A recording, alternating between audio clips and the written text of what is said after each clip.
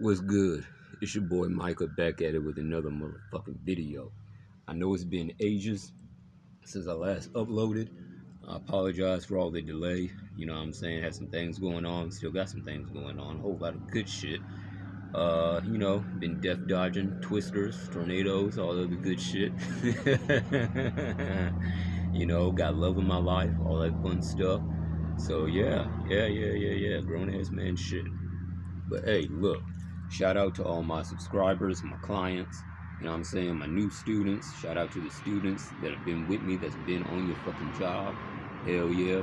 Big ups to you. You know what I'm saying? And yeah, we're gonna keep this shit going.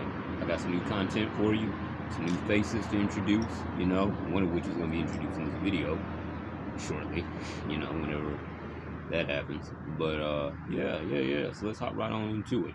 So today's video, or tonight's video rather, is going to be for the younger black magicians that's trying to get to where I am right now. What do I mean by that? The young black magicians that's trying to ascend, that's trying to gain power, that's trying to become more than what they are.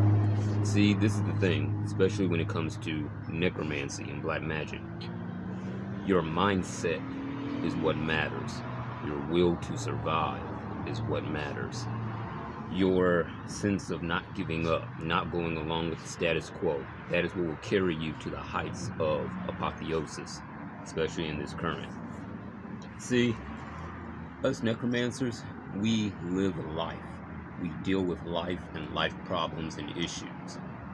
And in that, we master death in its various applications. We learn how to channel the carnal magics of survival, which is necromancy. We learn how to augment our bodies to withstand harsh weather conditions. For example, winter, meditating in the winter, doing ritual work in near extreme cold, within reason of course. But we do that to build up our resilience. That way it does not have as much power over us, or no power completely over us. When it is time to survive, all that matters is just that, survival by any and all means necessary. We deal with financial issues. Perhaps a black magician might be homeless, destitute. They might be in a dead-end job, a dead-end career, and they're in a position where they have no other option currently, except what they're currently in. This is where magic comes in. Not necessarily in this context, in this vein of energy, to grant you millions or hundreds or thousands, but it helps elevate your vibration and your energy to the point where you achieve victory over your financial circumstances. Thus why, for example, green candles are used, green jade is used, citrine is used. It helps bring different degrees of victory into your energy, essence, and aura. And in the context of being a necromancer, it brings victory in the sense of you might be dead when it's your time, but you're not vanquished. Your spirit is not vanquished. You are able to live eternally, so to speak. This opens the doors to many different powers, abilities, and avenues that can come about, such as possessing another body after you die, forming death pacts to where you're revived in certain circumstances that bring about your demise. All of this potential can be achieved, but what is necessary is dedication, devotion, and discipline, especially discipline. See, this is the thing. As you go throughout your sorceress journey, life is going to take you on many different pathways. It's going to present to you many different blockages, many different options, and sometimes very little, if any, options. What you have to do is stay with your ritual work. You have to be faithful to your path. This has nothing to do with a blind faith. This has everything to do with you are determined to figure out a way to make things work, and it seems like there is no way for things to work. This is where creativity and the mind comes in. I made a whole video where I said that creativity is the root of godhood, in which it is, because you are able to think outside the box with the correspondences that you have, the knowledge that you gain, the techniques that you study and practice when you put into motion your spells, rituals, death magics, that kind of thing. And through this, you're able to manifest your will. That doesn't mean that it's going to be easy. at all. What it means is that it will be done. There is no set time frame on the manifestation of your will as a young black magician. You can go in ritual and say to whatever spirits you work with, I want this done within 3 days, 2 weeks, 2 months, 1 hour, etc. I have experienced many times where that shit did not work. Because some manifestations you cannot put a time limit on, but it will happen when it happens. That leads into another virtue that is greatly helpful on your path, which is patience. Now, let's briefly talk about patience really quick.